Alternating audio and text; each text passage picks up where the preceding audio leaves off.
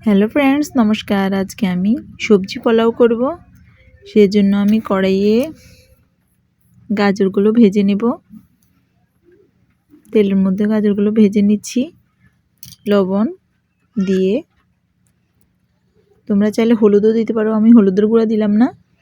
এদিকে আমার কপি ভাজিও শেষ, ফুলকপি, তার মধ্যে লবণ দিয়ে ভাজি করেছি। পরিমাণ মতো হলুদ গুঁড়া দিলাম না, কারণ সাদা করব। এদিকে কড়াইয়ে তেল গরম হতে দিয়ে তেজপাতা, এলাচি, দারচিনি দিয়ে দিলাম। এবার একে একে আমি চালটা দিয়ে দেব। এবার ওদিকে আমার সবজিগুলো ভাজা শেষ, এবার চালটাও ভাজা শেষ। আমি সবজিগুলো দিয়ে দিয়েছি। তোমরা চাইলে অনেক ধরনের সবজি দিতে পারো, আমার কাছে এই দুটোই ছিল। এবার কিছুক্ষণ নেড়ে চেড়ে নেব। সামান্য চিনি দিলাম,